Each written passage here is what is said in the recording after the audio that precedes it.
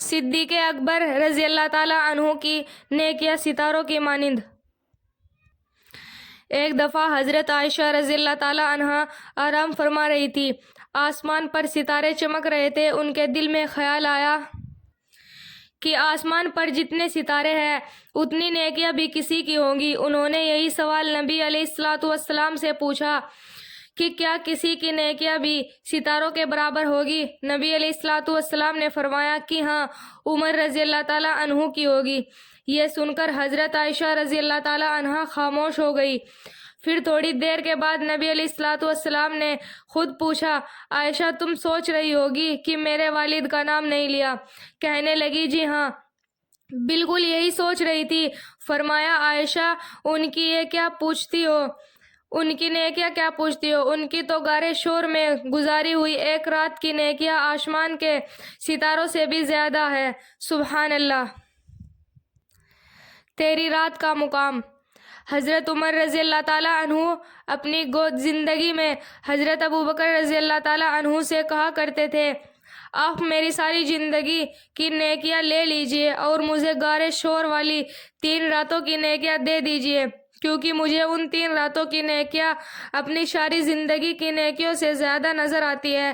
عشق و محبت نے ان نیکیوں کو کس قدر قیمتی بنا دیا۔ عشق و محبت کے چند بکھرے موتی۔ جب نبی صلی اللہ علیہ الصلوۃ والسلام مرجم وفات کی حالت میں تھے تو حضرت ابوبکر صدیق رضی اللہ تعالیٰ عنہ نماز کی امامت کرواتے تھے۔ ایک بار نماز پڑھوا رہے تھے کہ نبی علیہ الصلوۃ والسلام تشریف لائے تو ابوبکر رضی اللہ تعالیٰ عنہ فوراً پیچھے ہٹے۔ نماز سے فارغ ہونے پر نبی علیہ الصلوۃ والسلام نے فرمایا، ابوبکر میں خود تمہیں حکم کر چکا تھا تو تم کو اپنی جگہ پر کھڑے رہنے سے کون سی چیز رکاوٹ تھی؟ عرض کیا، یا رسول اللہ، ابو قحافہ کا بیٹا اس لائق نہیں کہ رسول اللہ صلی اللہ علیہ وسلم سے آگے بڑھ کر نماز پڑھائے۔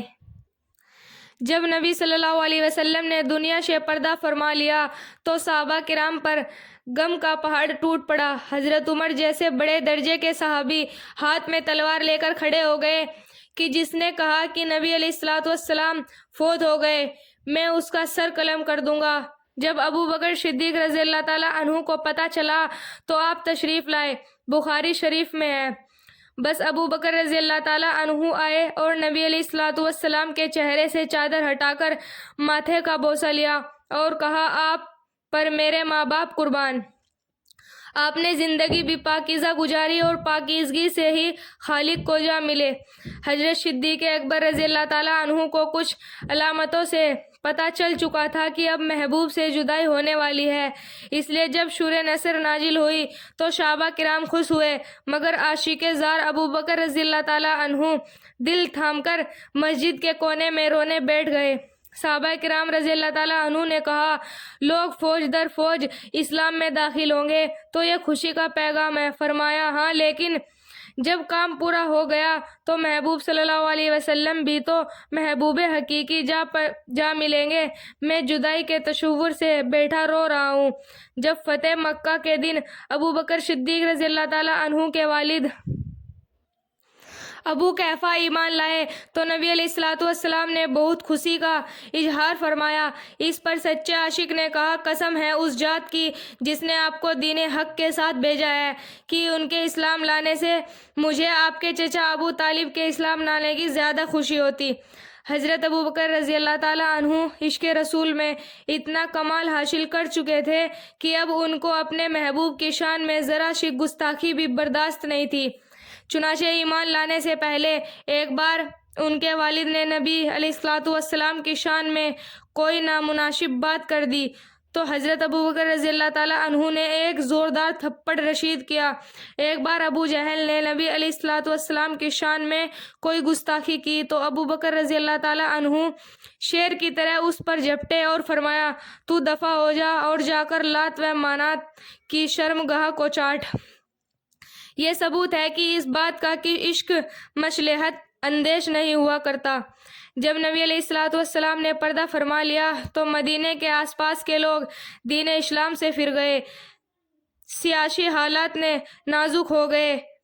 اکثر صحابہ کی رائے کی تھی امامہ رضی اللہ تعالیٰ اسامہ رضی اللہ تعالیٰ عنہ کے لشکر کو واپس بلا لیا جائے، جس کو نبی علیہ الصلوۃ والسلام کیسر و روم کے مقابلے میں روانہ کر چکے تھے، لیکن حضرت ابوبکر رضی اللہ تعالیٰ عنہ نے فرمایا، قسم ہے اس ذات کی جس کے سوا کوئی معبود نہیں، ابو بکر سے ہرگز نہیں ہو سکتا کہ اس لشکر کو واپس کرے جسے اللہ کے محبوب نے آگے بھیجا ہے۔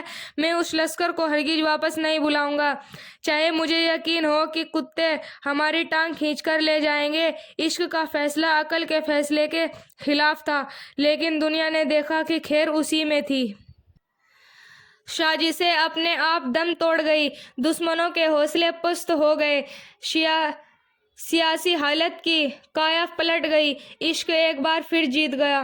حضرت ابوبکر رضی اللہ تعالیٰ عنہ نے اپنی وفات کے کچھ گھنٹے پہلے حضرت عائشہ رضی اللہ تعالیٰ عنہا سے پوچھا کہ نبی علیہ الصلوۃ والسلام کی وفات کس دن ہوئی اور کتنے کپڑوں میں کفن دیا گیا۔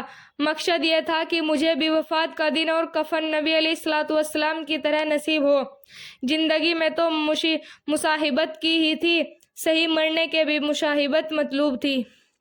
حضرت ابوبکر صدیق رضی اللہ تعالیٰ عنہ نے وفات سے پہلے وصیت کی تھی کہ جب میرا جنازہ تیار ہو جائے تو روضہ اقدس کے دروازے پر لے جا کر رکھ دینا، اگر دروازہ کھل جائے تو وہاں دفن کر دینا، ورنہ جنت البقیع میں دفن کرنا۔ لہٰذا جب آپ کا جنازہ دروازے پر رکھا گیا تو تالا کھل گیا اور دروازہ بھی کھل گیا، اور ایک آواز سب صحابہ کرام رضی اللہ تعالیٰ عنہ نے سنی، کہا، ایک دوست کو دوسرے دوست کی طرف لے جاؤ۔